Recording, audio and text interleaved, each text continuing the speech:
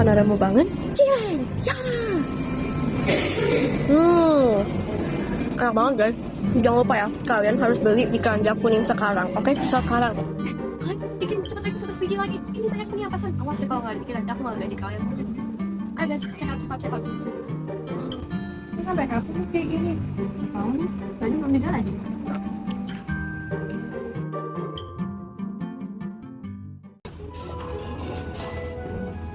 Kalian jual apa? Cireng kak. Cireng? Kok kata enak sih? Coba. Nggak banget. Kalian mau nggak kalau misalnya aku ada di kalian tidak sama aku ketemu sini deh kalian punya dagangan ini. Mau kak?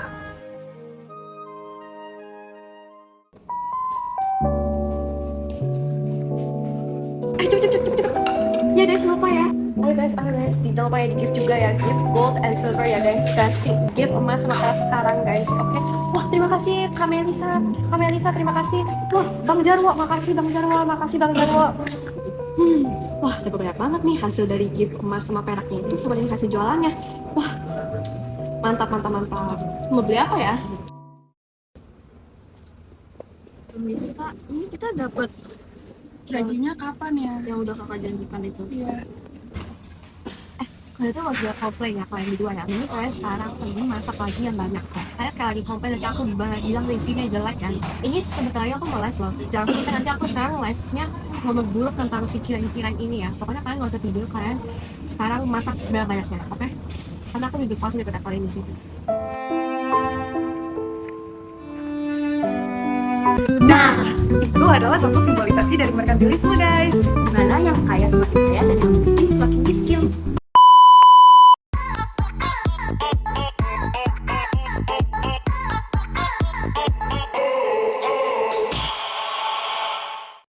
Ya guys, jadi ya yang tadi I lakuin itu merkantilisme ya guys. Intinya itu kayak suatu paham ekonomi gitu, dimana kayak ya you mau memperkaya sebuah negara gitulah.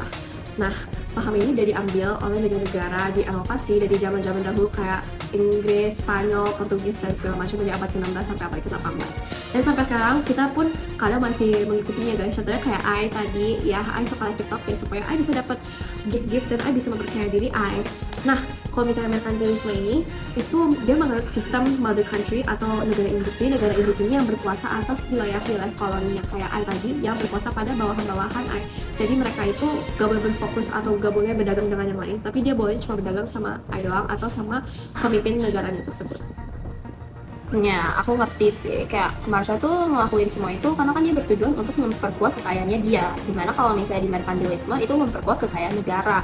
Nah, alasannya itu kalau misalnya negara bisa buat kekayaan berlimpah, kerajaannya tuh bisa lebih powerful, bisa berperang, bisa mempertahankan daerah.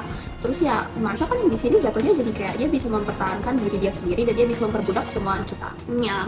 Ya aku juga sebenarnya juga setuju sama Marsha and Clarice sih. Kayak emang merkantilisme tuh vibes-nya tuh kayak gitu. Kayak bahkan aku tuh baca-baca di websitenya Ruang Guru itu ada ciri-ciri merkantilisme kayak misalnya yang pertama tuh dia tuh mengumpulkan logam mulia sebanyak-banyaknya kayak perak dan emas gitu.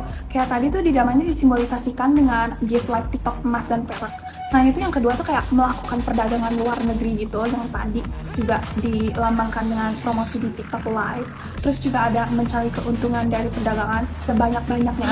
I mean, siapa yang gak mau kaya? Bener juga sih. Terus yang keempat tuh kayak menciptakan koloni luar negeri. Ya contohnya gampang banget ya, Belanda yang kolonikan Indonesia gitu kan. Kayak kita tuh emang jadi koloninya Belanda, right? Zaman dulu. Terus kayak selain itu juga meningkatkan ekspor, tapi melarang ekspor logam mulia. I mean like obviously, kan kita emang mau mengumpulkan logam mulia sebanyak-banyaknya. Ini ngapain kita ekspor? Terus yang terakhir tuh kayak negaranya tuh kayak berperan mengatur dan mengawasi perekonomiannya gitu. Jadi ini tuh vibes-nya tuh kayak BOC, monopoli perdagangan gitu. Jadi kayak emang merkantilisme tuh dilihat dari ciri-cirinya aja tuh emang mau mengumpulkan dan memperkayakan diri sebanyak mungkin melalui kayak emas dan perak logam mulia gitu. Oke, cukup dengan Kardashians. Ayo kita gali latar belakang merkantilisme. Masa Renaissance pada abad ke-14 hingga 17 dicatat sebagai titik awal dari peradaban modern Eropa, di mana pola pikir masyarakat menjadi lebih terbuka dan bebas, dan mereka mulai merealisasikan ide-ide manusia. abad ini melahirkan cara pemikiran pembuktian secara ilmiah. Manusia berusaha untuk mengembangkan ilmu pengetahuan dan mencari tahu lebih dalam tentang dunia ini. Nah, masa Renaissance ini dilanjutkan dengan masa Aufklärung pada abad ke-17 dan 18, di mana muncul banyak tokoh ilmuwan dan filsuf seperti John Locke, Isaac Newton, dan lain sebagainya. Nah, karena di kedua abad ini masyarakat mulai lebih dalam wawasannya dan terbuka, mulai berkembanglah berbagai paham-paham seperti liberalisme, kapitalisme, dan bahkan merkantilisme. Nah, jadi karena di Renaissance dan Aufklärung tadi, akhirnya bangsa-bangsa Eropa banyak melakukan penjajahan samudra. Kira-kira buat apa ya? Nah, yang pertama, mereka bisa mencari jalur perdagangan baru untuk menghindari perantara. Karena contohnya seperti jalur rempah yang melewati Arab dan Turki yang mahal.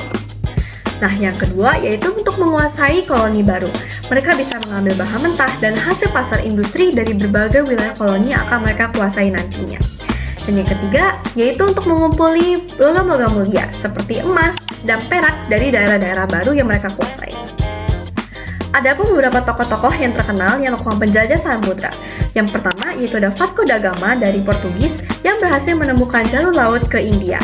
Dan yang kedua juga ada Christopher Columbus dari Spanyol yang berhasil menemukan benua Amerika.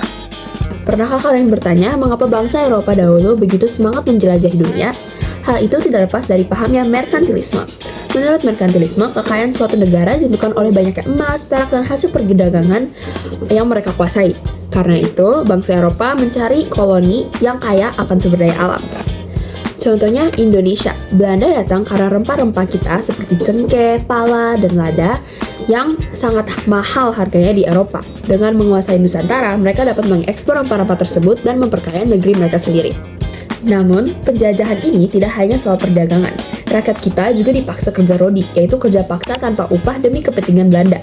Jadi jelas, merkantilisme menjadi alasan utama mengapa bangsa Eropa menjajah Indonesia, yaitu untuk menguasai rempah-rempah dan memanfaatkan tenaga rakyat dari keuntungan mereka. Oke, jadi segitu aja tentang merkantilisme. Aku pekerja 1, aku pekerja 2. And I'm the influencer. Thank you. Thank you. Salam sejarah. Bye.